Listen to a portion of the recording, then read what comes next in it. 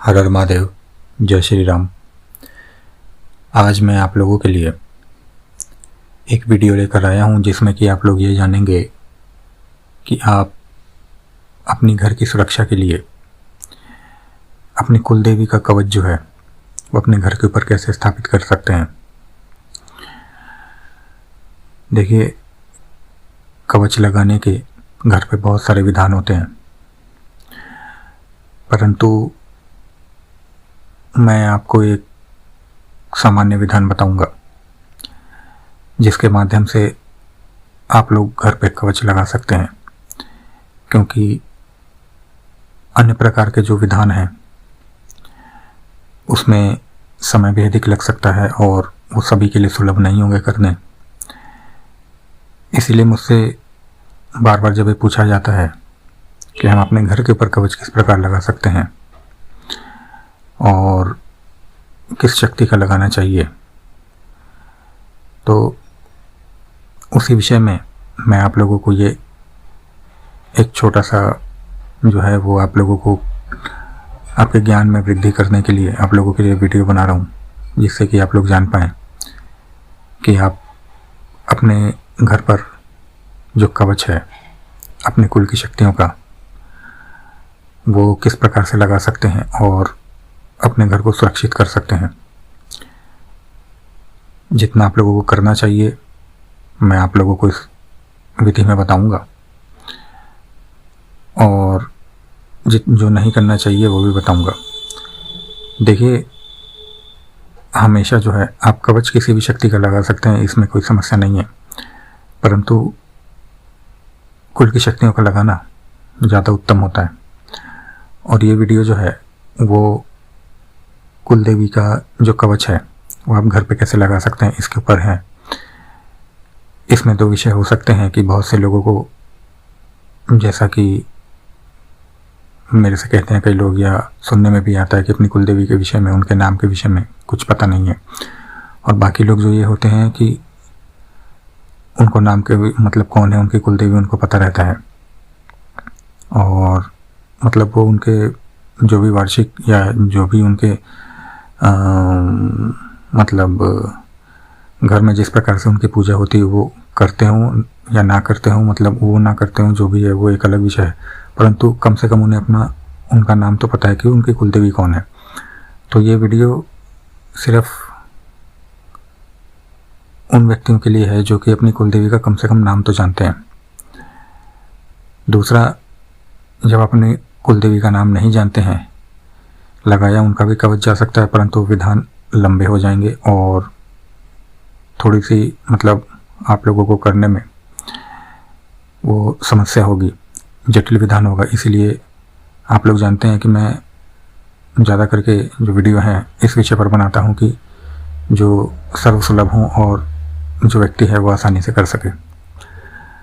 तो जैसा मैंने बताया कि आपको अपनी कुलदेवी का नाम पता होना चाहिए, और यदि आपको पता है तो आप किस प्रकार से आप उनकी सहायता से कवच जो है अपने घर के ऊपर स्थापित कर सकते हैं और अपने घर को सुरक्षित कर सकते हैं। सर्वप्रथम जो ये आप लोगों को करना है वो शुक्रवार के दिन करना है, और इसमें आप लोगों को क्या करना है कि जो आपके घर का मुख्य द्वार है, आप एक मौली ले लीजिएगा जिसे कि कलावा भी कहते हैं, और आपके जो घर का मुख्य द्वार है उसका बाहर से आप नाप ले लीजिएगा कि उसकी चौड़ाई कितनी है। उसके चौड़ाई के अनुपात में आप एक मौली को मतलब उतना तोड़ लीजिएगा, कलावे को तोड़ लीजिएगा, और लंबाई कितनी है तो दूसरा जो कलावा का भाग है आप लंबाई के अनुपात में उसे तोड़ लीजिएगा। इसके बाद में आप लोगों को एक हवन करना है। हवन में जो है आपकी आहुतियाँ जो होंगी, वैसे तो 1008 का है, परंतु कम से कम आपको 500 से ऊपर आहुतियाँ डालनी है। 500 तो डालनी है, 1008 आप लोग डाल लेते हैं तो अति उत्तम है। अब आप लोगों को करना क्या है, मैं सामान्य विधान बता रहा हूँ, क्योंकि जैसा मैंने बताया कि अन्य जो जटिल विधान है वो सभी नहीं कर पाएंगे, क्योंकि कुछ लोग घर में बाकी विधान कर पाएँ नहीं कर पाएँ, तो इसलिए मैं सामान्य विधान ही दे रहा हूँ। आप लोगों को करना क्या है, जो हवन कुंड है, हवन कुंड के जो आप लोगों ने जो 2 मौलियाँ जो नाप के अलग करी थी उनके भाग, उनका हवन कुंड के ऊपर बांध देना है। अंदर नहीं डालना, बांध देना है बाहर की तरफ। और आप लोगों को 10 कीलें लेनी है। अब कीलें बड़ी हैं कि छोटी हैं ये आप लोग देख लीजिएगा, है ना। इतनी छोटी भी मत लीजिएगा कि उसका कोई लाभ ही ना हो। आप लोगों को पता चल जाएगा कि आप लोग वीडियो सुनेंगे पूरी तो आप लोगों को पता चल जाएगा कि आप लोगों को कीले जो हैं उनका जो माप है वो आप लोगों को कितनी बड़ी लेनी है। 10 कीले लेनी है। उन सभी 10 किलो को आप लोगों को हवन कुंड के अंदर डालना है। इसके बाद में आप लोगों को आहुतियाँ करनी है। जैसा मैंने बताया 1008 नहीं तो कम से कम 500 तो करनी ही करनी है। और आहुति करने के बाद में जब हवन की अग्नि शांत हो जाए तो उसमें से उन कीलों को निकालना है और दोनों मौलियों को अलग करना है, खोलना है। इसके बाद में आप लोगों को क्या करना है कि जो आप लोगों ने जो अपने घर के बाहर जो मौली का जो नाप लिया था उसमें जो चौड़ाई वाला भाग है मौली, वो सीधी बात है वो थोड़ा छोटा होगा। उस मौली को जो आपने 10 की ले ली थी उनमें से 2 की ले लेनी है। उनकी सहायता से लपेट के घर के ऊपर आप लोगों को अपने मतलब मुख्य द्वार के बाहर आप लोगों को उसको टांग देना है। और जो बड़ा भाग था मौली का चौड़ाई वाला उसको आप लोगों को क्या करना है कि जितनी भी शेष 8 कीलें बच गई उनके ऊपर थोड़ा थोड़ा लपेटना है। और लपेटने के बाद में जो आपके घर की जो 8 दिशाएं हैं उनके अंदर आप लोगों को उन कीलों को स्थापित करना है, अर्थात गाड़ देना है। जैसे आप लोगों का जो घर बना है, यहाँ पे मैं ये भी बताता चलूँ कि आजकल 2 तरीके के लोग घर में रह रहे हैं। एक तो जिनका ज़मीन के ऊपर से बना हुआ है तो भूमि भी उन्हीं की है। तो आप लोगों को क्या करना है कि बाहर से, घर के बाहर से भूमि के 8 दिशाओं में उन कीलों को गाड़ देना है। मैं यहाँ पे क्रम नहीं बताना चाहता क्योंकि इसमें क्रम भी होते हैं, सब कुछ होता है, बहुत कुछ होता है, परंतु फिर विधान बहुत जटिल और लंबी चीज़ें हो जाएंगी, है ना। सामान्य विधान में आप ज़्यादा से ज़्यादा कैसा लाभ ले पाएँ यही मेरा उद्देश्य रहता है।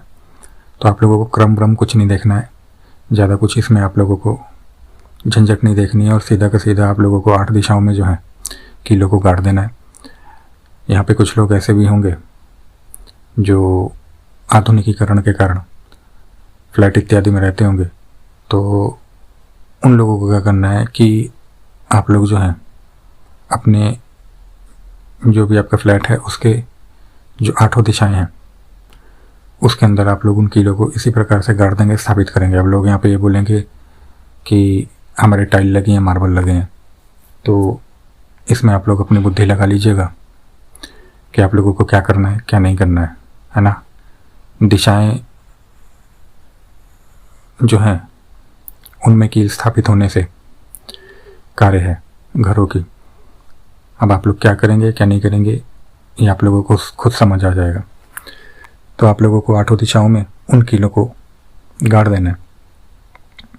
और जो आप लोगों ने हवन किया था, हवन की जो भस्म होगी उसमें से थोड़ी सी भस्म को आप लोगों को लेना है, किसी लाल कपड़े के अंदर लपेट के उसको अपने घर के अंदर टांग देना है, द्वार के ऊपर एक अन्य कील की सहायता से या किसी भी चीज़ में द्वार में ही आप लोगों को ऊपर टांग देना है।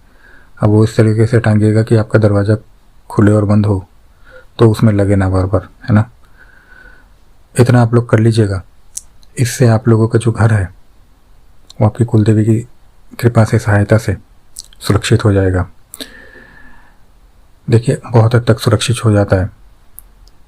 और मैं यहाँ पे आप लोगों को ये भ्रम नहीं देना चाहता कि एक बार कोई विधान कर दिया गया तो उसके बाद से कुछ होगा ही नहीं, है ना। क्योंकि प्रत्येक चीज़ की एक मर्यादा होती है और मर्यादा खंडित आपके द्वारा भी हो सकती है और बहुत प्रकार की चीज़ों के द्वारा हो सकती हैं, क्योंकि जैसे आपकी कुलदेवी हैं, उनका जो भी तत्व है, वो जिस स्वरूप की कुलदेवी हैं, तो आपको उनका बहुत ख्याल रखना पड़ेगा। उदाहरण के लिए, यदि आप लोगों ने इस प्रकार से घर को अपने सुरक्षित किया और उस घर के अंदर आपकी कुलदेवी यदि सात्विक हैं, राजसिक हैं और तामसिक चीज़ों का, पदार्थ का यदि कोई सेवन करेगा या बार बार सेवन करके आता रहेगा, तो आपका कवच जो है वो बहुत जल्दी निष्क्रिय होगा। अन्य भी चीज़ें होती हैं, अन्य भी बातें होती हैं, जिसके कारण जो है कवच निष्क्रिय हो जाता है या बहुत हद तक कमज़ोर पड़ जाता है, तो फिर वो सुरक्षा प्राप्त नहीं हो सकती। मंत्र क्या रहेगा और हवन की सामग्री क्या रहेगी, जो लोग करने के इच्छुक हैं वो मुझसे संपर्क कर सकते हैं। हर हर महादेव, जय श्री राम।